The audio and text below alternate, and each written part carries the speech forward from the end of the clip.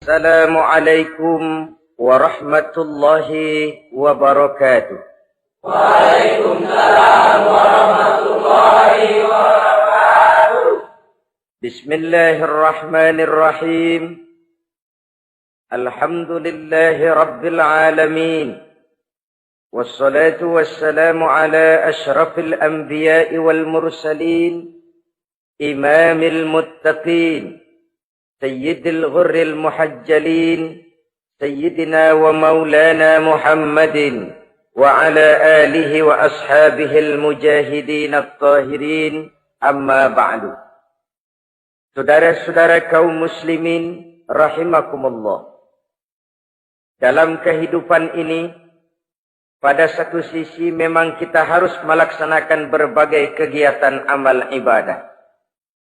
Tetapi pada sisi lain, kita juga harus menjaga, jangan sampai amal ibadah yang sudah kita kerjakan itu dihancurkan oleh sikap kita sendiri. Bahwa kita sudah sholat, alhamdulillah. Bahwa kita sudah zakat dan memberikan sedekah, syukur. Bahwa kita sudah melaksanakan ibadah haji, thayyib. Apakah dengan demikian amal kita sudah menjadi banyak? Nanti dulu. Jangan berbangga hati dan puas diri. Pada kesempatan yang berbahagia ini, saya ingin menyampaikan satu hadis yang diriwayatkan oleh Imam Ad-Dailami, di mana Rasulullah sallallahu alaihi wasallam pernah bersabda, "Sittatu asya'in tuhbitul a'mal." Ada 6 perkara yang bisa menghancurkan amal yang sudah kita kerjakan. Salat yang sudah kita kerjakan itu, zakat yang sudah kita bayarkan itu, haji yang sudah kita tunaikan itu, bisa dihancurkan oleh 6 perkara ini. Nanti di akhirat, pada saat setiap orang menunggu pahala dari ganjaran amal yang ia kerjakan di dunia ini, kita menanti dan menanti, ya Rabb, mana amal kebaikan saya? Mana pahala kebajikan yang saya lakukan? Hasilnya tidak ada. Amal yang kita kerjakan dihancurkan oleh sifat-sifat yang akan kita kemukakan pada pertemuan kali ini. Yang pertama yang bisa menghancurkan amal adalah al-istighalu bi'uyubil khalqi. Orang yang terlalu sibuk mencari-cari aib dan kekurangan pada diri orang lain. Habis waktunya hanya untuk mengorek-ngorek celah orang, sementara ia lupa pada aib dan celah dirinya sendiri. Sifat seperti ini menghancurkan amal yang sudah kita kerjakan. Sedangkan baginda Nabi mengajarkan, tuba liman syaghalahu aibuhu an uyubin nas. Beruntunglah orang yang kekurangan pada dirinya menyebabkan dia sibuk sampai ia tidak sempat mencari-cari aib dan kekurangan pada diri orang lain. Saudara-saudara kaum muslimin rahimakumullah. Sibuk mencari aib orang tentu bukan dengan tujuan positif. Latar belakangnya kadang-kadang karena jealous, karena hasud, kecemburuan sosial. Sore, pagi, siang, malam kita korek-korek kesalahan orang.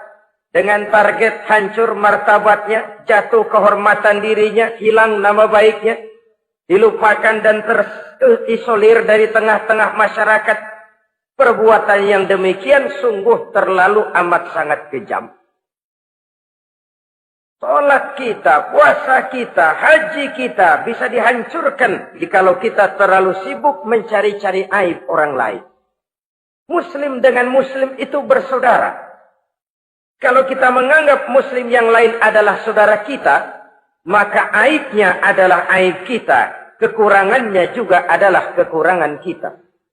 Pada saat kita melihat pada dirinya terdapat kekurangan, tugas kitalah menutupi. Ini yang dijamin oleh Nabi, man satara musliman satarahullahu fid dunya wal akhirah. Siapa yang menutupi aib dan celah orang-orang beriman, Allah akan menutupi aib dan celaknya di hari akhirat nanti. Zaman sekarang, zaman gosip. Zaman sekarang, zaman isu. Sehingga hal yang 1 meter pun dapat jadi 5 meter. Yang 5 meter dapat saja menjadi 10 meter. Kita sibuk membumbui hal-hal yang kita tidak tahu duduk perkara yang sebenarnya. Bahkan lebih celaka, kadang-kadang kita malah sok tahu. Memberikan vonis dari sudut pandang kita sendiri. Adalah tidak bijaksana jika kita mengukur baju orang lain dengan badan sendiri. Baju orang lain kita ukur pakai badan kita. Tentu saja enggak pas. Begitulah. Terlalu sibuk mencari-cari aib orang lain. Menghancurkan amal ibadah yang sudah kita kerjakan. Na'udzubillah. Summa na'udzubillah. Kadang-kadang hadir majelis taklim di pengajian. Ngaji setengah jam. Ngomongin orang 2 jam setengah. Tekor, defisit. Belum bergeser dari majelis taklim. Ini kan penyakit rohani. Di mana kedudukan kita antara sesama muslim bagaikan satu tubuh. Kalau yang satu sakit, yang lain ikut merasakan sakit. Yang satu terhina, yang lain ikut merasakan terhina. Jadi pada saat kita melihat aib orang lain, kita ceritakan di mana-mana, kita bongkar di mana-mana. Tentu satu hal yang jelas, kita tidak senang kepada orang itu. Kita tidak senang kepada orang itu. Dan kalau sudah tidak senang, maka fungsi persaudaraan bisa berubah menjadi permusuhan. Oleh sebab itu, kalau ada 2 orang berselisih, boleh kita bohong untuk mendamaikan 2 orang tadi. Misalnya si A sama si B berantem nih, jengkel, marah-marahan. Saudara datang ke rumah si A. A, saya dengar kamu lagi marahan sama B. Iya itu si B, kurang ajar. Bangsat, bajingan, tengik. Pokoknya kalau ketemu, awas. Ah, saya kira sih enggak begitu. A, tadi saya ketemu B, dia bilang malah kangen sama sampean. Dia pengen ketemu, ingat masa lalu zaman sebantal berdua, sebatang rokok berdua. Dia kangen pengen ketemu. Padahal si B enggak ngomong apa-apa sama saya. Saya olah sedemikian rupa sampai si A tenang. A tenang, saya datang ke rumah B. B, katanya kamu lagi marahan sama si A. Iya tuh A, kunyuk monyet. Udahlah, pokoknya kalau ketemu dia saya hantam habis. Ah, barusan saya ketemu si A, dia bilang pengen ketemu ente. Pengen ngobrol kayak dulu, mengembalikan keharmonisan yang hilang, mengembalikan kehangatan persaudaraan yang lenyap. Si A tenang, si B adem. Kenapa? Karena bohong saya. Kesana saya ademin, kesini saya ademin. Jenis bohong seperti ini berpahala. Kenapa? Tujuannya mendamaikan orang yang sedang berselisih. Tapi kan orang bermental seperti ini jarang. Yang banyak kan tukang kompor sekarang. Taruh angetin sini, angetin, murub deh. Datang sama A, lu marahan sama B. Iya, gue kesel banget sama B. Emang? Wow. Diemang-emangin. Oh, udah dah, pokoknya gue mah kalau jadi elu takut sama si B, gue buka celana, gue pakai rok deh. Si A panas. A panas, datang ke rumah B. Komporin lagi. Dua-duanya panas, koslet, terjadi perkelahian. Biang iblisnya tukang kompornya. Sampai untuk mendamaikan 2 orang yang berselisih. Diizinkan berdusta. Kenapa? Prinsip Islam itu Islam. Mencari jalan damai. Bukan mengeruhkan suasana. Inilah realitas di tengah-tengah masyarakat. Enakan ngomporin daripada nyiramin. Enakan manasin daripada mendamaikan 2 orang yang sedang berselisih. Apalagi kalau kita punya kepentingan. Main nimbrung aja kayak toge. Kagak ngerti urusan. Nyampur aja nyampur. Toge kan begitu. Toge ada laksa nimbrung. Ada gado-gado ngikut. Ada kredok masuk.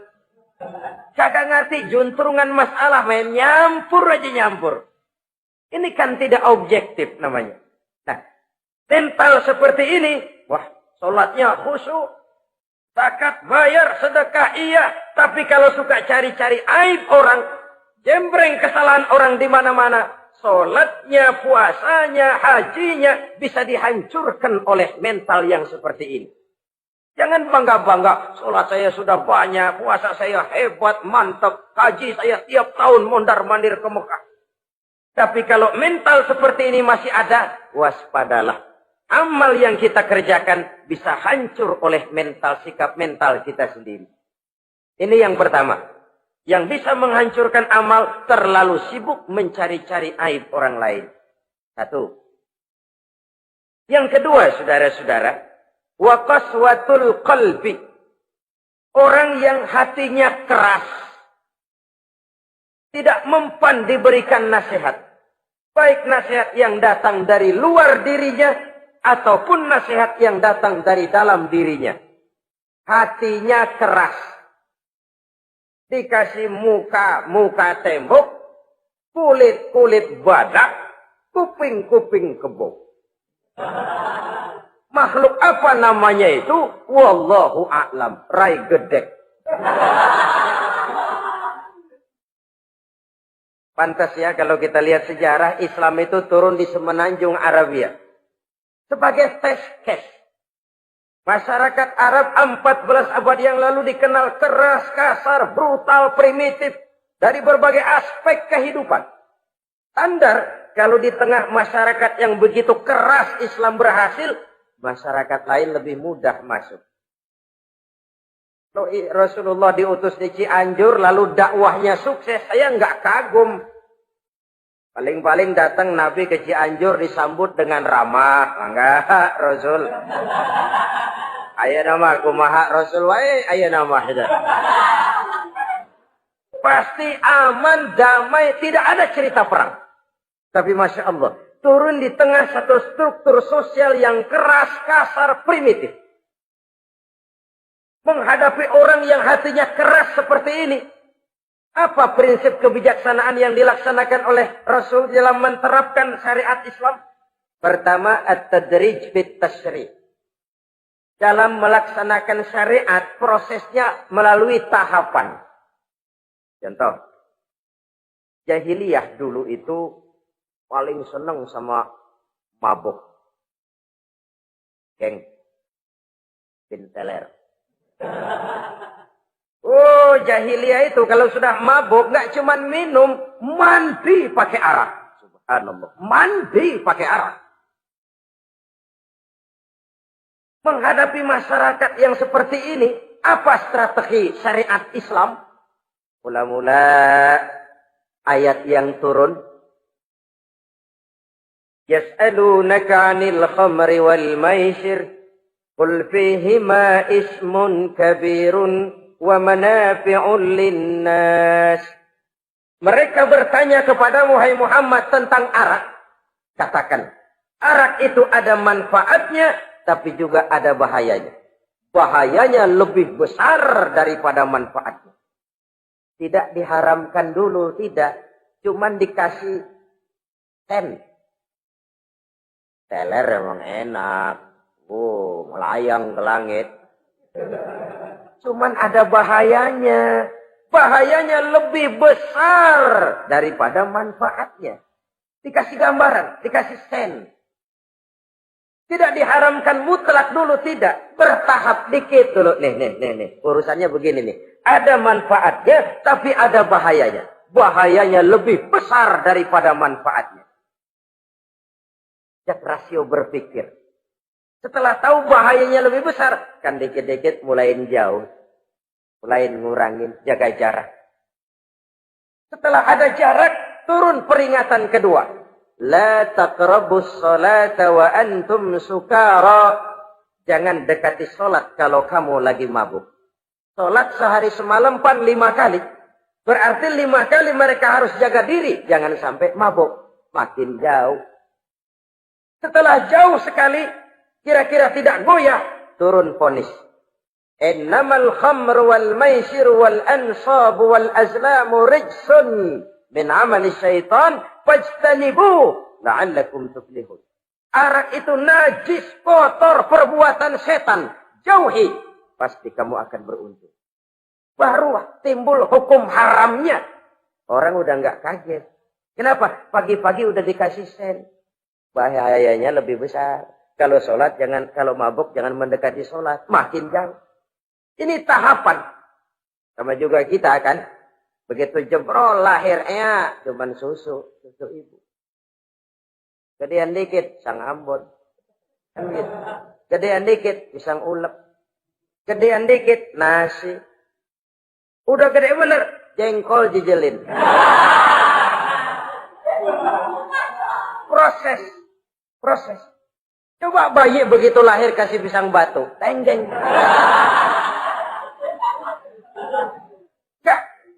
Gak kuat menerima, belum waktunya. Ini proses yang dilaksanakan oleh strategi syariat Islam untuk mengobati penyakit qaswatul qalbi ini. Keras hati. Syariatnya bertahap. Tidak drastis. Tidak kalau sudah begitu ya mesti begitu. Tidak. Konsep kedua. Taklilut takalif. Menyedikitkan beban. Coba kita lihat. Seluruh konsep agama. Kalau kemampuan melaksanakan perintah berkurang. Stressing perintahnya ikut turun. Angkat tuh beras 100 kilo. Nggak kuat pak. 30 kilo dulu deh. Ntar balik lagi. Lama-lama juga habis. Ini konsep untuk mengobati qaswatul qalbi. Bertahap. Semua perintah agama itu begitu.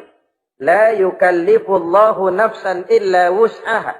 Allah tidak memberikan beban kecuali sesuai dengan kemampuan yang dimiliki oleh seseorang. Kalau kemampuan melaksanakan perintah berkurang, stres perintahnya juga ikut menurun. Sholat wajib diri. Kalau mampu. Gak bisa pak sholat berdiri. Sholat dengan berbaring. Kalau mampu. Berbaring gak bisa pak. Pinggang kurap. Sholat. Pakai isyarat. Kalau mampu. Pakai isyarat tidak bisa. Dalam hati. Setiap kemampuan melaksanakan perintah berkurang. Stres perintahnya juga menurun. Taklilut takalif. Ini juga salah satu strategi. Mengantisipasi kerasnya hati. Nah. Konsep yang ketiga dari syariat. Al-musawat bainan nas fi takalifil ahkam. Persamaan terhadap manusia di dalam berhadapan dengan hukum Allah. Kadang orang yang hatinya keras itu, logikanya jalan, ngukur suasana. Gimana sih lu? Menggerib kagak bawa ke masjid? No, yang Pak Haji masih di perapatan. Yang Pak Haji disebut.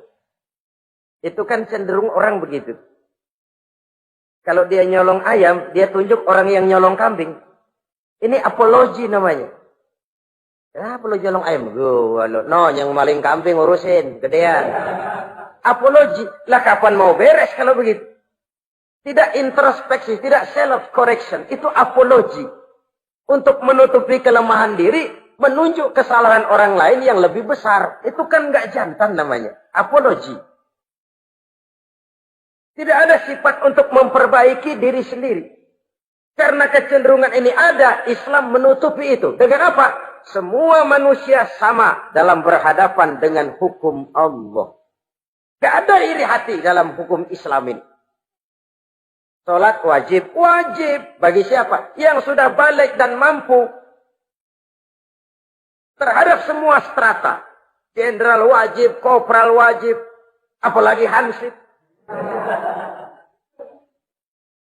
Tidak ada fasilitas. Wah kamu jenderal nggak apa-apa dah sembahyang setahun 2 kali. Idul Fitri aja Maidul Adha. Enggak tuh.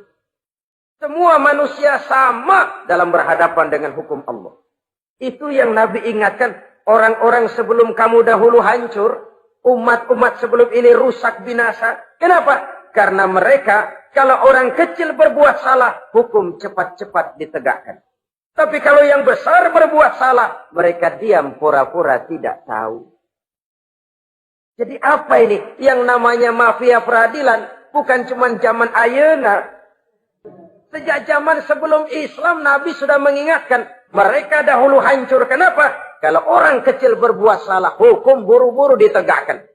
Ramai-ramai dikeroyokin. Giliran yang gede berbuat salah, diam pura-pura enggak tahu. Hukum pakai pandang bulu.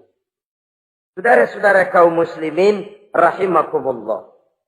Oleh karena itu, orang yang keras hati, itu bisa merusak amalnya sendiri.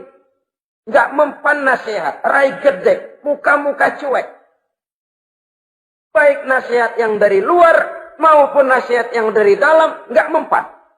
Kan dalam hidup ini ada nasihat dari luar, dari orang lain, bisa dari fenomena kehidupan. Ini juga nasihat. Oh, dia itu kaya, tapi pelit. Hatinya begitu ya. Katanya menteleng. Itu kan nasihat. Itu kan nasihat.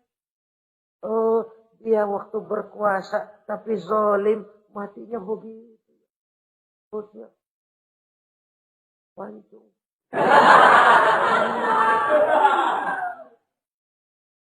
Fenomena kehidupan yang kita lihat, yang kita dengar, yang kita saksikan, itu semuanya bisa nasihat. Unzuru kaifa kana akibatul mukadzibin. Lihat kehidupan ini. Dunia ini kan sebuah sekolahan besar. Semua yang kita lihat, kita saksikan, kita pelajari, bisa jadi contoh buat kita. Orang yang bijak, yang bisa mengambil hikmah dari manapun datangnya. Baik dari yang baik, maupun dari yang tidak baik. Saudara-saudara kaum muslimin, rahimakumullah. Nasihat yang datang dari luar. Dari orang atau dari fenomena kehidupan. Atau nasihat yang tumbuh dari dalam diri sendiri. Perubahan organisme tubuh. Itu kan nasihat. Ya Allah. Sekarang cantik jelita. Iya, sedang sweet 17-an. Rambutnya hitam, ikal berderai. Iya, semua memuja, memuji. Alisnya katanya laksana semut beriring. Dagunya bak pauh dilayang. Kalau dia senyum, semua orang terpesona. Sekarang 50 tahun yang akan datang, coba senyum, kabur orang. Fenomena kehidupan. Apa yang tidak berakhir? Kenapa harus keras hati? Kita kata kita berkuasa, berapa hari kita punya jabatan? Kita kata kita kaya, berapa banyak harta kita? Kita kata kita alim, kita tahu. Apa yang kita tahu dari semesta jagat raya ini? Lalu apa yang tidak berakhir? Korun yang katanya kaya, mati itu. Fir'aun yang katanya gagah, mati. Napoleon Bonaparte, the Lion of Europe, singa daratan Eropa, mati. Saking mati, mati.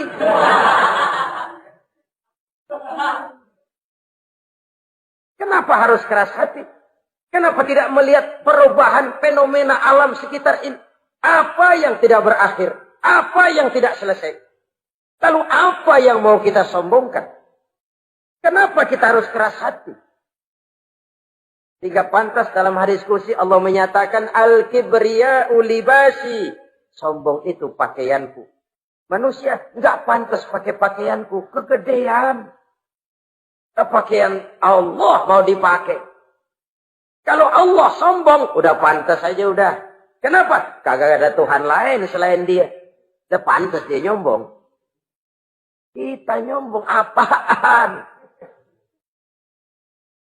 Oleh sebab itu, beruntung orang kalau diberikan hati yang lembut, mudah menerima kebenaran, peka terhadap kesulitan orang lain, ringan tangan memberikan pertolongan buat mereka yang memang memerlukan.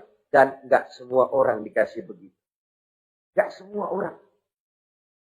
Lain ya, Umar bin Khattab sikapnya keras, tapi hatinya gampang menerima kebenaran. Nah, lain orang kayak begini. Keras sikap boleh keras, tapi hati mudah menerima kebenaran. Wah, kalau Umar kerasnya kan luar biasa. Tapi hatinya kok gampang menerima kebenaran. Ini hidayah. Coba lihat waktu berita Rasulullah meninggal dunia. Sampaikan oleh para sahabat, Umar jengkel, cabut pedang. Siapa bilang Muhammad mati, saya tabas batang lehernya. Dia nggak siap menghadapi kenyataan. Emosinya yang jalan, bukan rasionya. Keras. Bilang deh, Muhammad meninggal. Saya tabas batang lehernya. Untung ada Sayyidina Abu Bakar. Beliau tidak bicara langsung, cuma pidato. Ayyuhan nas, man kana ya'budu Muhammadan fa inna Muhammadan qad mata. Wa man kana ya'budu Allah fa inna Allah hayyun la yamut. Hai manusia, siapa yang menyembah Muhammad, Muhammad sudah meninggal. Tapi siapa yang menyembah Allah, Allah maha hidup dan tidak akan pernah mati buat selama-lamanya. Sayyidina Umar tersentak. Subhanallah, saya salah. Bagaimanapun Muhammad hanya seorang manusia. Saya cinta dia, saya suka dia, nyawa saya pertaruhkan untuk dia. Tapi dia manusia dan saya tidak menyembah Muhammad. Ia sadar akan kekeliruannya, berlinang air matanya. Keras sikapnya, tapi lembut hatinya. Nah, yang kayak begini, bagus. Ini udah sikap keras, hati keras, yaitu tadi. Buka tembok, kulit badak, kuping kebo. Diapain aja udah nggak mempan aja udah. Susah yang kayak begini. Saudara-saudara, ma'asyiral muslimin, rahimakumullah. Jadi yang kedua, yang bisa menghancurkan amal kita, orang yang hatinya keras. Wah. Yang ketiga sekarang, yang bisa menghancurkan amal kita itu, wahubbud dunya.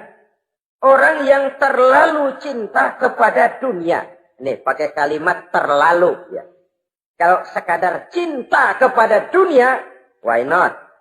Kita cinta anak dan istri, wajar. Kita cinta harta benda, tentu.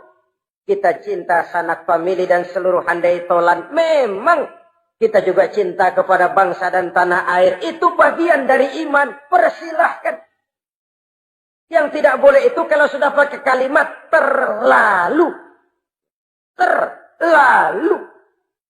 Sebab kalau sudah terlalu, itu sudah di luar kontrol. Orang lalu menghalalkan segala cara. Terlalu cinta kepada jabatan. Akhirnya bergeser. Sholat menghadap Allah. Dengar mau pindah jabatan ke tempat kering. Gerasak gerusuk nyari dukun. Ini kan namanya iya kana budu wa dukun nasta'in. Nggak bisa wong itu satu paket. Kalau iya kana budu wa iya kana nasta'in. Kalau hanya kepadamu ya Allah kami menyembah, hanya kepadamu kami minta tolong. Ini paket, jangan dipisah-pisah. Menyembahnya kepada Allah, minta tolongnya kepada yang lain. Sinkrit, bercampur. Iya, kalau es campur enak. Tapi kalau agama dicampur dengan yang lain, nggak enak rasanya. Sama juga begini, ada gelas ya. Kalau sepenuhnya diisi bensin, itu ketahuan, bisa diminum motor. Kalau sepenuhnya diisi air putih, jelas bisa diminum orang. Tapi begitu separuh diisi bensin, separuh diisi air putih, kacau dah. Motor minum, mogok. Orang minum, mabok. Dijual juga nggak laku. Kenapa? Sinkrit. Maka Allah pesan, wala talbisul haqqa bil batil. Jangan kau campur aduk yang hak dengan yang batil. Saudara-saudara kaum muslimin, rahimakumullah. Begitulah terlalu cinta kepada dunia sering menyebabkan orang out of control. Bergeser dari garis yang telah ditentukan oleh Allah. Apalagi di zaman sekarang ini. Persaingan hidup makin tajam. Tensi ekonomi semakin tinggi. Gaya hidup semakin konsumtif. Sementara lapangan kerja semakin sulit. Orang kadang kehilangan harga diri untuk mencapai sesuatu yang bernama dunia, lalu menghalalkan segala cara. Sebab itu jangan korbankan keabadian akhirat dengan kesenangan dunia yang cuma sebentar ini. Jangan sia-siakan keabadian akhirat dengan kesenangan dunia yang kadang fata morgana ini. Cintailah dunia, tapi sekadarnya saja. Sebagai ladang untuk menanam bagi kepentingan di akhirat nanti. Terlalu cinta kepada dunia bisa menghancurkan amal yang sudah kita kerjakan. Ini yang ketiga. Yang keempat, waqillatul haya. Orang yang sedikit rasa malunya. Rasa malu merupakan bagian daripada nilai-nilai keimanan. Apabila rasa malu berkurang, artinya nilai iman juga ikut menurun. Kita melihat sekarang ini banyak orang pakai pepatah Arab dalam hidup ini. Bul ala zamzam fatu'raf, kata orang Arab. Kalau kepengen terkenal, kencingi sumur Zamzam. Itu bakal ngetop ke seluruh dunia. Sumur Zamzam dikencingin. Itu akan terkenal ke seluruh dunia. Terkenal apanya? Terkenal gilanya. Jadi apa maksud pepatah ini? Kalau pengen cepat terkenal, bikin yang aneh-aneh. Yang orang lain nggak kerjain, kerjain. Yang orang lain nggak pakai, pakai. Nanti kan aneh, dilihat orang. Kalau dilihat orang kan cepat ngetop. Pantas apa tidak nomor 18. Yang penting terkenal aja dulu dah. Artinya apa? Rasa malu dikuburin. Rasa malu disingkirin.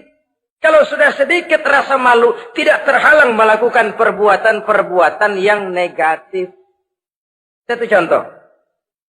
Tujuan utama diperintahkan berpakaian itu kan menutup aurat.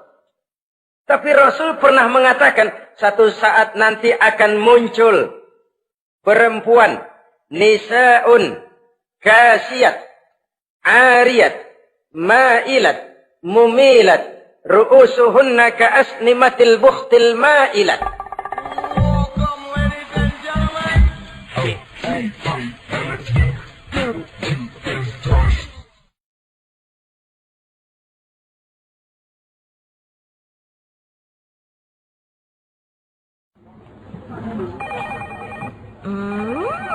What is it? Ooh, a new chocolate product by the Integral CJ's Management. What chocolate? No, my girl. It's a new CJ's brand. Kepalanya ditata begitu rupa persis kayak punggung onta. Itu rambut lagu apa tahu deh. Ini kan fenomena berpakaian tapi telanjang. Kenapa? Yang dikejar mode, yang dikejar merek. Kiblatnya Paris, London, Roma. Imamnya siapa? Pierre Cardin, Christian Dior, Escada, Etienne Egner. Merek yang dikejar, mode yang dikejar, aurat pontang-panting. Ditambah oleh tayangan-tayangan berbagai iklan yang merangsang anak-anak kita untuk hidup konsumtif. Yo, iyo yo. Cocok iya jeng urang yo. Terangsang dia untuk konsumtif.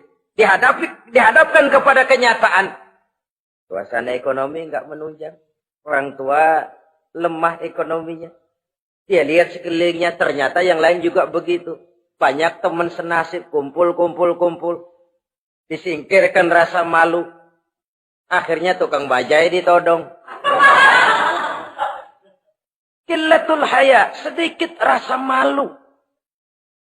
Kalau sedikit rasa malu, dia tidak terhalang lagi melakukan perbuatan-perbuatan yang negatif. Dan itu berarti menghancurkan amal-amal yang lain. Sebab itu budaya malu ini sangat penting. Coba kalau dia hinggap di hati seorang pejabat. Pejabat yang punya rasa malu, Masya Allah, membawa manfaat yang besar buat rakyatnya. Contoh saja ya, di Jepang itu ada Perdana Menteri Hosokawa, saudara-saudara dengar. Baru 8 bulan jadi Perdana Menteri. Dia dijuluki Mr. Clean, Mr. Bersih. Diisukan terlibat skandal, cuma 4-6 miliar rupiah. Itu pun buat kampanye kemenangan partainya. Diisukan begitu rupa, malu Hosokawa. Malu mengundurkan diri, baru 8 bulan jadi Perdana Menteri. Mundur. Malu. Padahal Hosokawa nggak kenal ketuhanan yang Maha Esa. Nggak kenal. Tapi budaya malunya luar biasa. Nah kalau sudah pejabat nggak punya malu. Habis. Kan sekarang umpamanya nih. Ada impres desa tertinggal. Disunatin. Sampai marah betul itu Bapak, para pimpinan negara kita itu. Tidak ada maaf bagi pejabat yang nyunatin IDT. Kenapa? Kan tipis rasa malu. Turun dari atas sunatin, turun ke bawah sunatin, turun ke bawah sunatin lagi. Nyampe bawah tetelan doang dikit banget. Kebanyakan tukang sunat, saudara-saudara. Budaya malu yang nipis. Orang kaya kalau punya budaya malu, bawa rahmat bagi lingkungannya. Ulama kalau punya rasa malu, nggak jual ayat menghalalkan yang haram, mengharamkan yang halal. Bagaimana Kiai? Haram! Karena belum dapat bagian. Begitu dapat jatah, haram dikit dah. Kiamat umat kalau sudah kayak begini. Budaya malu di segala strata sekarang ini menipis. Dan itu tentu berangkat dari kualitas keimanan. Ini yang perlu dipompa ke permukaan. Dan dilematis memang sering terjadi. Satu contoh, pada satu sisi kita menggalakkan proyek pariwisata. It's okay, kita perlu devisa. Tapi pada sisi lain kita harus menjaga nilai-nilai luhur dari budaya bangsa kita. Jangan sampai kemasukan wisata mancanegara, lalu budaya mereka yang tidak sesuai juga ikut kita serap. Bule masuk ke Indonesia, pakaian seenaknya, dia mau udah pantas aja udah. Perempuan ayab-ayaban ke pasar pakai kutang doang, bule pantas aja. Bocah kita ayab-ayaban ke pasar pakai kaos kutang, perempuan mana panok melulu.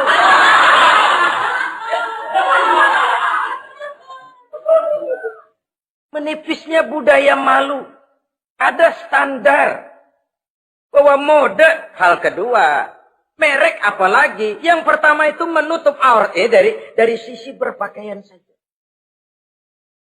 Kalau anak-anak kita diracuni oleh yang namanya mode, diracuni oleh yang namanya merek, dia akan terbuai hidup dalam alam kepalsuan. Sekarang ini hidung pesek bisa dibikin mancung. Kulit keriput jadi kencang. Operasi plastik. Pada sisi lain pengaruh duit juga luar biasa. Ya aki-aki keriput kalau habis gusuran kencang lagi. Pasaran keras lagi. Oleh sebab itu budaya malu ini perlu kita kembangkan. Supaya di semua strata sosial memiliki budaya yang namanya malu. Sederhana memang, tapi tidak semudah mengucapkannya. Sampai-sampai dijadikan taruhan, al-haya'u minal iman. Rasa malu itu bagian daripada iman. Dan malu yang tertinggi, kalau sudah punya malu kepada Allah, itu puncak. Puncaknya di situ. Kalau cuma malu sama mertua, ngaling aja dikit, dia kagak tahu. Kalau cuma malu kepada petugas keamanan, terlalu banyak tempat yang mereka nggak lihat. Tapi kalau sudah budaya malu kepada Allah, tidak sejengkal tanah pun terhalang dari pengetahuan Allah. Ini nantinya juga punya pengaruh sosial. Sosial kontrol sekarang juga sudah renggang. Dulu kalau ada hal yang dianggap aib, satu kampung tahu. Malunya selebar awak. Sekarang budaya hidup sudah individualis. Tetangga mau apa kayak cuek aja udah. Akhirnya orang anteng lah. Nggak apa-apa ini dah tenang aja dah. Besok begitu aja lagi. Sosial kontrol juga sudah agak renggang sekarang ini. Kalau dulu orang punya rasa sosial kontrol yang begitu dekat. Oleh sebab itu, budaya malu merupakan bagian daripada iman. Orang yang sedikit rasa malunya bisa lepas kontrol. Kalau dia sudah lepas kontrol, dia bisa melakukan hal-hal yang merusak amal perbuatannya sendiri. Oleh karena itu, pada pertemuan kali ini, saya juga mengajak, mari kita tumbuh kembangkan budaya malu ini. Saudara-saudara kaum muslimin, rahimakumullah. Yang kelima, yang bisa menghancurkan amal kita, watulul amal. Orang yang terlalu panjang angan-angannya. Hidup dalam bayangan. Kakinya tercabut dari alam realitas. Mengharap burung terbang tinggi, tapi punai di tangan cepat-cepat dilepas. Akhirnya burung di tangan terlepas, punai juga tidak datang. Terlalu panjang angan-angan. Hidup cuma nunggu keajaiban. Yang diwiridin jikalau. Orang sudah kemana-mana dia masih anteng. Jikalau andai kata umpama misalnya. Islam bukan agama orang pemalas yang selesai sholat lalu berpangku tangan. Ada orang yang cuma sujud saja rezekinya mengalir. Ada. Ada orang yang cuma munajat di keheningan malam. Rezekinya mengucur. Ada. Tapi kan bukan kelas kita. Itu kelas antara dia dengan Allah, tidak ada jarak lagi. Orang-orang yang batinnya bersih. Doanya didengar. Permohonannya dikabulkan. Permintaannya cash. Kalau kita bisa bayang cuma nadah doang, nggak mau usaha, paling banter orang undang tahlil kita.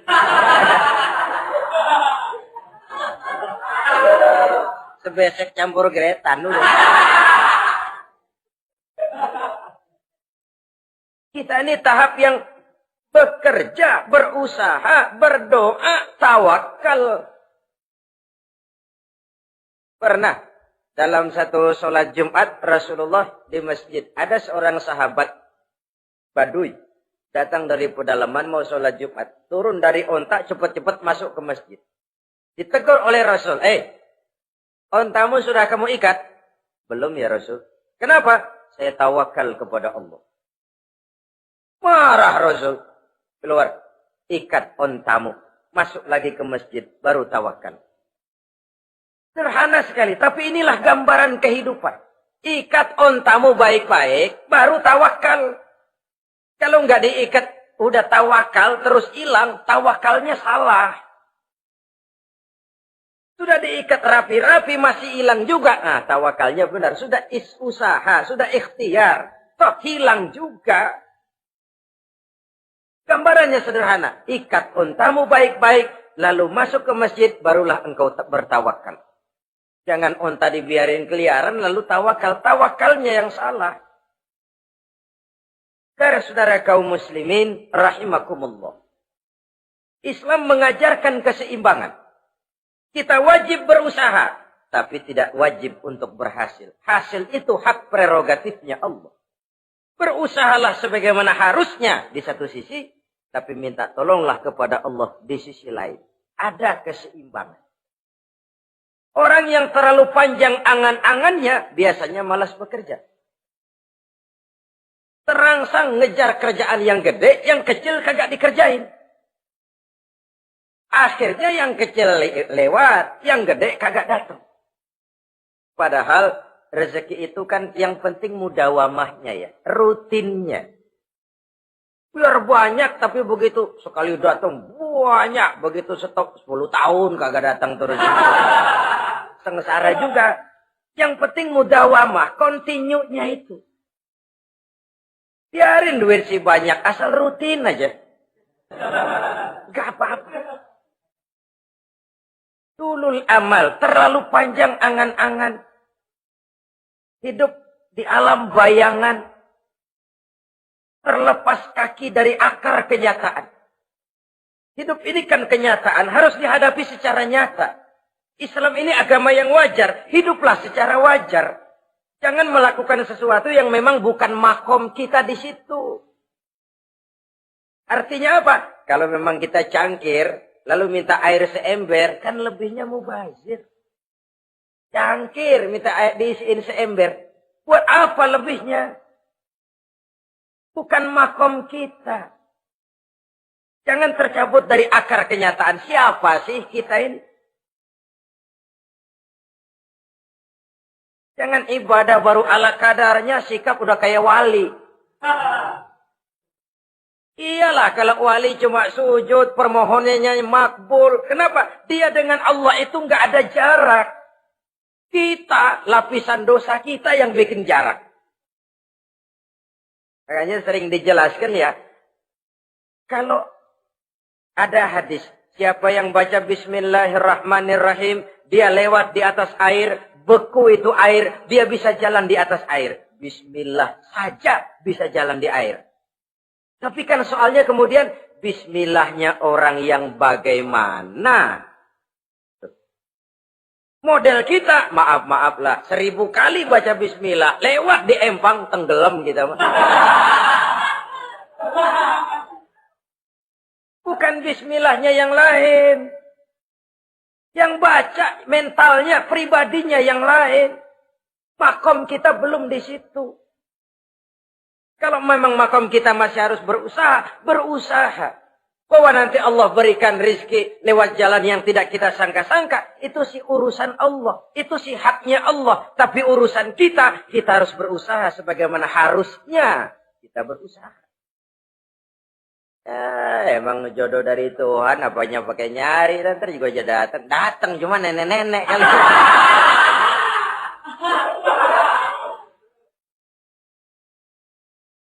Bekerja, berusaha. Jangan terlalu panjang angan-angan. Hiduplah secara nyata, apa adanya, yang wajar-wajar saja. Tinggal di gubuk reot, hidup pakai gaya jet set. Ngagul dah. Sama merek mobil kenal banget, mobil orang-orang. Udah bukan main kalau ngomong dah. Di atas awan hidupnya. Di atas awan. Ngomong kagak ada yang kecil. Gak pakai juta udah. Miliar. Triliun. Ngerokok tetap aja ngombe.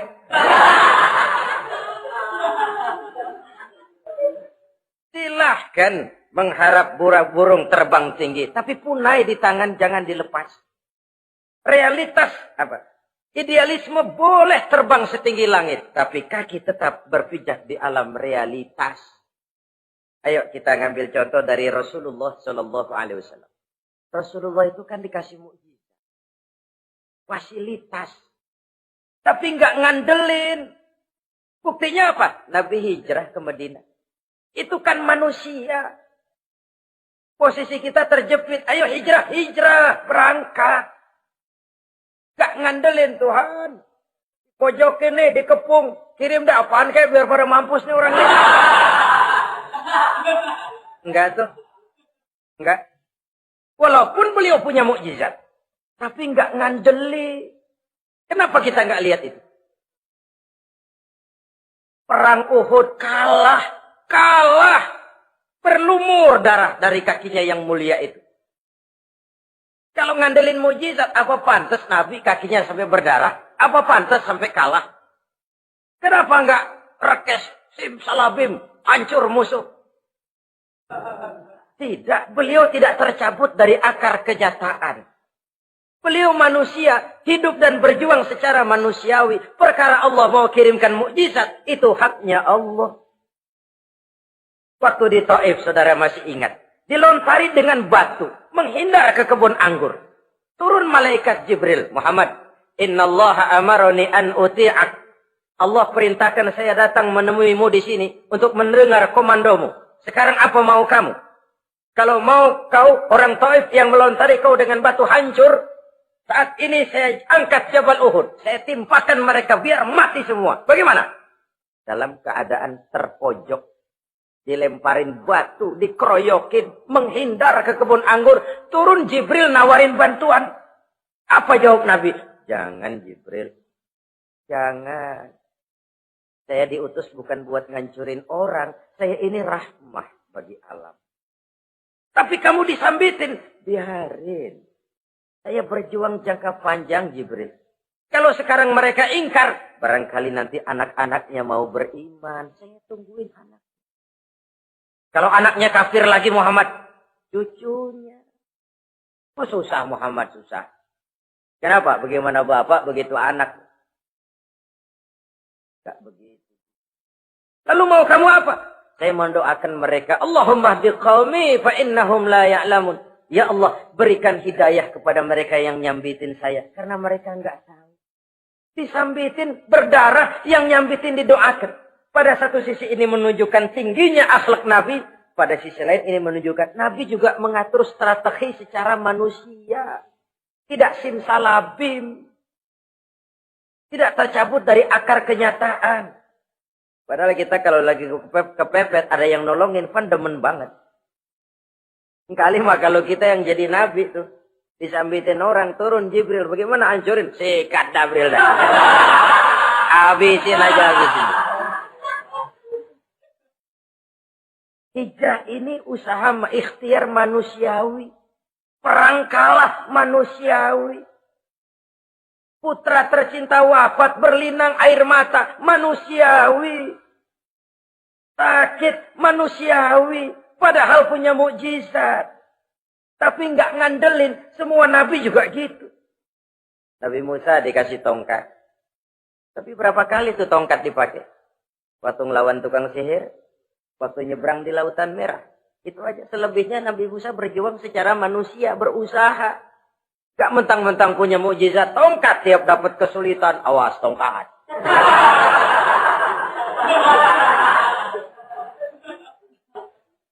Utuh manusiawi. Nah, ini Rasul.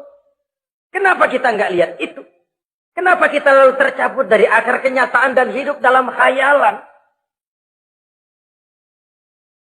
Sampai-sampai di satu anekdot yang menyentuh. Sekarang ini akibat tayangan-tayangan televisi begitu rupa. Ada seorang bapak ditanya sama anaknya. Pak, Tuhan sama Batman kuatan mana sih?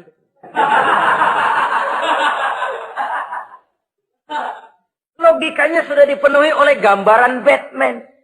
Bahwa Batman itu kuat, gagah, menolong yang lemah. Timbul logika. Kuatan mana sama Tuhan? Gitu. Pengaruh yang dia lihat itu membentuk opini. Sama juga sekarang coba lihat ibu-ibu. Kalau udah Cassandra, itu masakan ditinggal tuh angus di dapur. Angit tuh tempe juga. Saudara-saudara kaum muslimin, rahimakumullah. Begitulah yang kelima, yang bisa menghancurkan amal kalau orang terlalu panjang angan-angan. Hiduplah secara wajar karena Islam memang agama yang wajar. Jangan melakukan sesuatu yang memang bukan makom kita di situ. Jangan melakukan sesuatu yang memang bukan posisi kita di situ. Kullun ya'mal ala syakilatih. Jangan minta ayam menggonggong. Jangan minta kambing mengeong. Bukan bagiannya. Bukan bidangnya. Sama juga orang ngomong, apaan mubalik kerjanya ngomong doang. Sekarang kan zaman pembangunan. Mana ada mubalik ngurus irigasi. Nah, kalau mubalik ngurus irigasi, apa lurah mau ngajar fikih? Jangan tercabut dari akar kenyataan. Toh, prinsip modern saja mengajarkan the right man on the right job. The right man on the right place. Orang harus ditempatkan sesuai dengan bidangnya. Jangan tercabut dari akar kenyataan. Inilah kita. Dan inilah yang harus kita lakukan. Hidup ini kenyataan. Hadapilah secara nyata. Perkara Allah mau membuat yang lain. Itu hak prerogatif Allah. Bukan urusan kita. Yang terakhir saudara, yang keenam yang bisa menghancurkan amal kita, wa zalimun la yantahi. Perbuatan zalim yang tidak sanggup dihentikan. Zalim kepada Allah, zalim kepada makhluk atau zalim kepada diri sendiri. Ada orang zalim kepada Allah. Begini banyak nikmat yang diberikan Allah. Nggak sanggup dah kita ngitungnya. Dari bangun tidur sampai tidur lagi nikmat nggak pernah berhenti itu. Bahkan kita tidur sendiri. Sadar nggak kita waktu tidur nggak berdaya? Coba ketika kita ngorok pulas, andai kata kecoa 16 masuk ke kuping kita. Siapa yang mau jagain? Siapa yang mau jagain? Nikmat. Belum pernah nikmat Allah berhenti. Begini banyak nikmat yang diberikan. Dan Allah cuma minta satu, syukuri nikmat itu. Kalau kamu syukuri, aku tambah. Kalau kamu ingkar, asal tahu saja azabku itu pedih, kata Allah. Orang yang zalim kepada Allah, orang yang tiap hari memakan nikmat Allah, tapi enggak pernah mensyukurinya. Akaltum ni'mata rabbikum walam tashkurulah. Kamu makan nikmat Tuhanmu, tapi enggak pernah kamu bersyukur kepadanya. Itu zalim kepada Allah. Wah, dalam hidup ini kan kita dikasih waktu 24 jam sehari semalam. Sehari semalam, 24 jam. 24 jam itu Allah kan enggak minta semua. 5 waktu saja kau lapor kepadaku. Sholat. Sholat kalau bagus, 10 menit kan. Aroda tuh sholat bagus. Kilat 5 menit dah. Kilat khusus 2 menit. Cepat dia nggak pakai perangko. Taruhlah yang menengah kita ambil 5 menit. Kalau 5 waktu, 5 kali 25, 5 kali 5 berarti 25 menit untuk lapor. Hei manusia, aku kasih kau hidup 24 jam. 25 menit kau lapor. Banyak yang berat. Padahal sisanya masih 23 jam 35 menit. Buah gambaran ini. Zalim kepada Allah. Padahal zalim kepada Allah yang rugi bukan Allah. Se-ASEAN tidak ada yang sujud. Apa Allah tekor? Apa Allah lalu berhenti jadi Tuhan? Apa Allah lalu jadi lemah? Tidak. Zalim kepada Allah artinya juga zalim kepada diri sendiri. Lalu zalim kepada sesama makhluk. Kadang tidak kita sengaja. Karena itu dalam Islam tidak ada kebebasan mandiri. Ya contohnya ya. Kita beli radio. Kita setel di rumah kita sekeras-kerasnya. Terus dalam hati nih. Radio gue. Beli gue pakai duit gue. Gue setel di rumah gue. Sekeras-kerasnya urusan apa sama orang. Kata kita. Tetangga kita kan boleh juga ngomong begitu. Mata gue. Yang ngantuk gue. Gue tidur di kamar gue. Kenapa suara radio lu masuk kemari? Ini kebebasan saya nyetel radio. Dibatasi oleh kebebasan tetangga saya yang mau tidur. Kalau saya perturutkan nafsu saya sudah zalim kepada dia. Zalim kepada orang lain. Dan yang banyak tidak kita sadari, zalim kepada diri sendiri. Membiarkan diri hanyut dalam munkarat dan tanpa ada usaha untuk menghentikannya. Tidak ada orang yang bisa mencelakakan diri kita terus-menerus kalau bukan diri kita sendiri. Tidak ada yang bisa menyelamatkan diri kita kalau bukan kemauan kita yang tinggi untuk menyelamatkannya. Allah sudah ciptakan kita dalam bentuk yang paling mulia. Fi ahsani taqwim. Dari sekian banyak makhluk yang diciptakan Allah, tidak ada yang sekomplit, seindah, secantik manusia. Ini harus dijaga. Jangan posisi yang sudah tinggi ini kita rendahkan sendiri. Fi ahsani taqwim posisi kita. Tapi kita rendahkan, kita kembali asfala safilin. Posisi yang paling rendah, kita zalimi diri kita sendiri. Karena itu, zalim kepada Allah, zalim kepada orang lain, zalim kepada diri sendiri, akarnya sama, mendatangkan kerugian. Dan bisa merusak amal yang sudah kita kerjakan.